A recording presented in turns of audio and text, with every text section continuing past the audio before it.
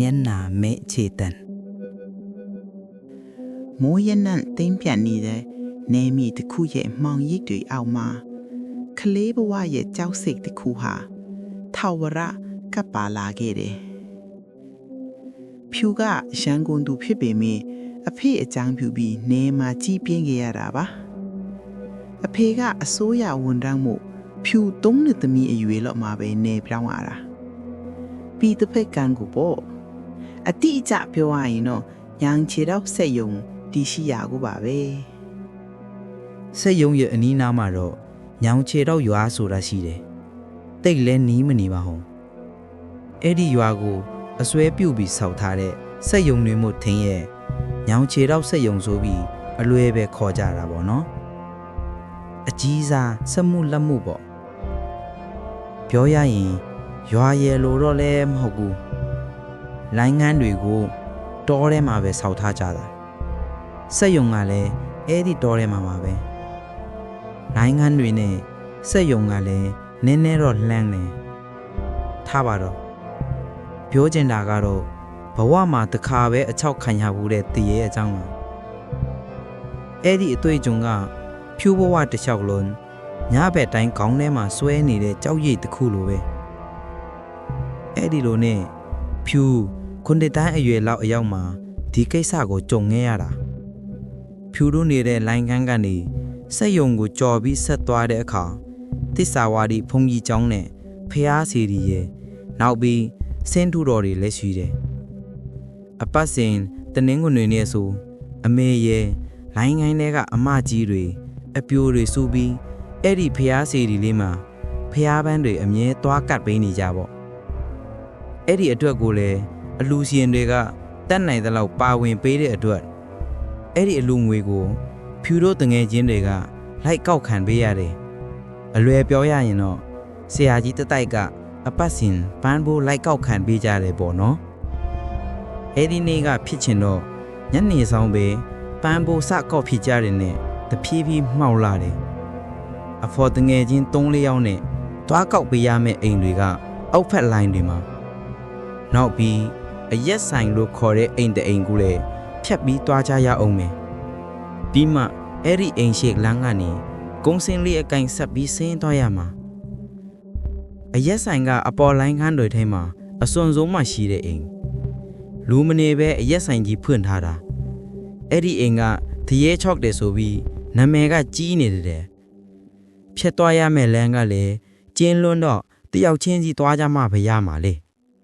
ဘေးမှာကခြုံတွေစူးပင်တွေနဲ့ပြည်နေသလိုအဲ့ဒီစူးပင်တွေကလည်းထိလိုက်ရင်အစိတ်တက်ပြီးအတော်လေးနာတာအဲ့ဒီလိုတယောက်ချင်းစီသွားရတဲ့အခါရှေ့ကိုပဲအလူရိုက်တိုးဝိတက်ကြအင်းနဲ့ဘသူမှနောက်ဆုံးကမသွားချင်ကြဘူးမကြောက်ကြီးနော်လို့တိုင်ပင်ထားပေမဲ့လည်းအားလုံးကကြောက်နေကြတယ်အဲ့ဒါနဲ့နောက်ဆုံးတော့ဖြူခပဲနောက်မှနေပေးရတော့တယ်တိတ်ဆိတ်တာဟာအလွန်တရာလေးနှက်လွန်းလို့ကို့ထီတန်ကိုတော့ကြားနေရတဲ့အချိန်အဲ့ဒီအချိန်ပေါ့ဖြူနောက်ကခြေတန်တစ်ခုကပ်ပါလာတာကိုတတိထားမိရနဲ့စားပြီးတဖြည်းဖြည်းတဲတဲကွဲကွဲကြားလာရတယ်ဒါကြောင့်ဘသူလဲဆိုတဲ့အတွေးနဲ့နောက်ကိုလှည့်ကြည့်လိုက်တော့ပစိုးရဲ့ဆေးလိပ်တို့ကိုလက်ကြားညှက်ထားတာရဲ့မြင်ရတယ်အပေါ်မျက်နှာကိုတော့မောမကြည့်မိဘူးဒါနဲ့ရှေ့ကတငယ်ချင်းတွေကိုဘာမှမကြောက်နဲ့ဟင်ငါတို့နောက်မှာအဖော်ဦးလေးတယောက်ပါလာတယ်ဆိုပြီးပြောမိလိုက်သေးတယ်ဖြူစကားကြောင့်တငယ်ချင်းတွေလည်းစိုက်ရေးသွားကြပုံပါပဲအဲ့ဒီလိုနဲ့လမ်းလျှောက်လာကြပြီးလမ်းကျဲတဲ့နေရာကိုရောက်လို့အောက်ကအိမ်လေးကိုတောင်လှမ်းဖြင်နေပြီနောက်ကခြေတံကတော့ကက်လက်ရက်ပါလာနေသေးပါပဲအဲ့ဒီသားနဲ့ဖြူကနောက်ကိုလှည့်ကြည့်လိုက်တော့ခုနကလိုပစိုးရယ်ဆေးလိပ်တို့လက်ကြားညှက်ထားတာရယ်ပဲထက်မြင်ရပြန်တယ်စိတ်ထဲမှာတီဦးလေးများဖြစ်မလားဆိုပြီးအပေါ်ကိုမောက်ကြည့်လိုက်တော့မှဖြူမော့ကြည့်တဲ့လောက်ကိုသူအရက်ကလည်းလိုက်ပြီးရှည်တက်သွားလိုက်တာမျက်နှာအထီကိုမမြင်ရဘူးဖြူအယမ်းလိုက်သွားတယ်ကြောက်စိတ်ကအကြောထဲကိုလက်ရက်စီလိုပြေးဝင်သွားတယ်ကြောက်ပြီးမက်ဆီကိုမှိတ်အားကုန်អော်လိုက်တော့ရှေ့တကသွားနေတဲ့တငယ်ချင်းတွေပါအလန့်တကားအနောက်ကိုလှည့်ကြည့်လာကြတယ်ပြီးတော့တရေဆိုပြီးအကုန်လုံးអော်ပြေးလိုက်ကြတာဖနက်တွေတောင်ကြွတ်ကြံခဲ့ကြတယ် အဲ့ဒီလိုပြေးနေရင်ကအမောဖြေရင်နဲ့နောက်ပြန်လှည့်ကြည့်လိုက်တော့ခုနလူကရှိမနေတော့ပါဘူးဖြူတို့လိုက် ကြောက်လန့်တကြားအော်ပြီး တွေ့တဲ့အိမ်ထဲဝင်ပြေးကြတာမောတာရောကြောက်တာရောနဲ့အဲ့ဒီအိမ်ကတိုက်တဲ့ရေကိုတောင်ဖြူတို့အတော်နဲ့မတောက်နိုင်ခဲ့ကြဘူးထိုချိန်ကကြောက်ရွံ့မှုရဲ့အရာသာကိုဘယ်အရာနဲ့မှနှိုင်းရှင်လို့မရတော့ဘူးခဏကြတော့အတော်လဲမှောင်နေပြီးမှအပြန်ကိုအဲ့ဒီအိမ်ကပဲပြန်ပို့ပေးကြတယ်